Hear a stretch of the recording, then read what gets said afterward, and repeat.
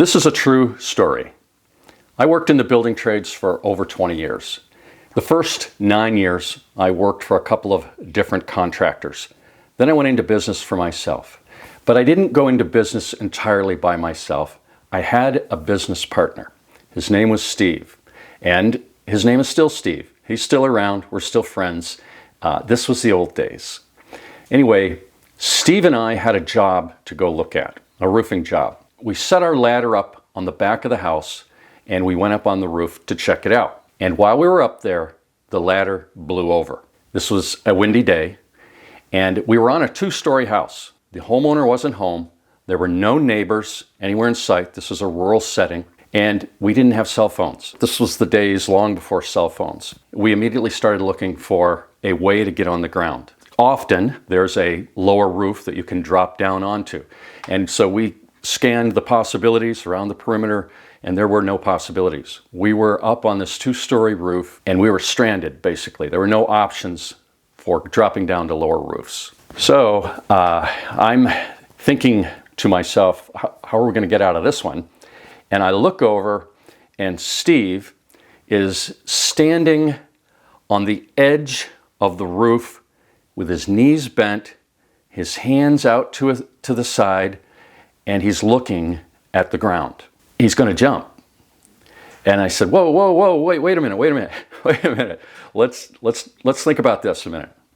And he says, I can do it. I know I can do it. There's not a doubt in my military mind that I can do this. Here's where I will tell you that Steve was in the 82nd Airborne.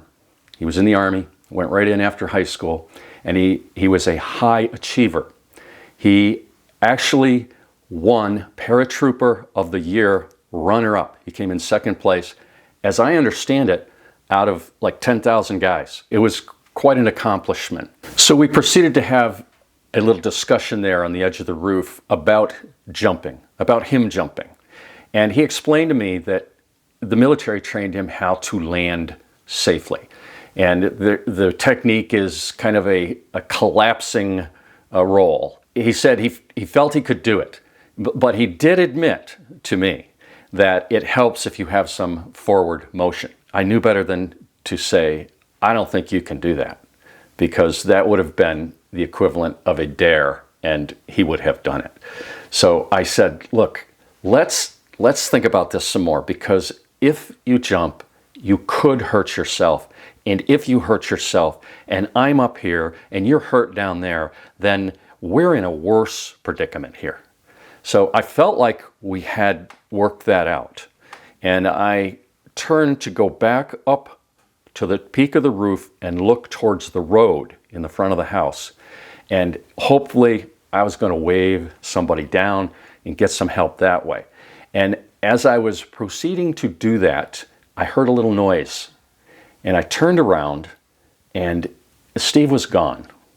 He was not on the roof anymore. You can probably imagine my surprise and concern at that moment, and I headed very quickly down to the edge of the roof to assess the situation. But as I was getting down there, I heard the ladder being picked up.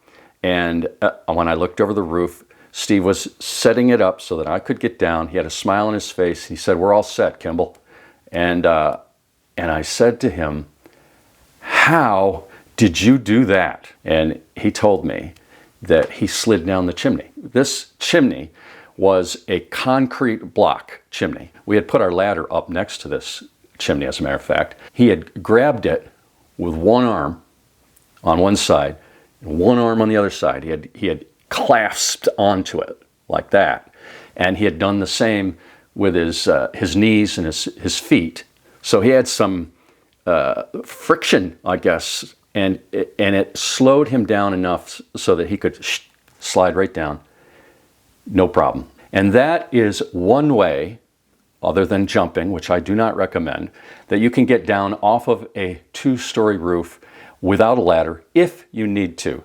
But chances are you'll never need to, because you'll have your cell phone with you. Just call somebody. It's a whole lot safer. Not nearly as impressive, but it's a whole lot safer. One last thing, if you're interested, I wrote about this episode And it was published in Fine Home Building Magazine in the Great Moments in Building History department back in issue number 107. But you can go online and you could read it. I'll put a link in the description below. Thanks a lot for watching, everybody. I hope you enjoyed that, found it perhaps instructive. File it away, you never know. We'll see you on the next one.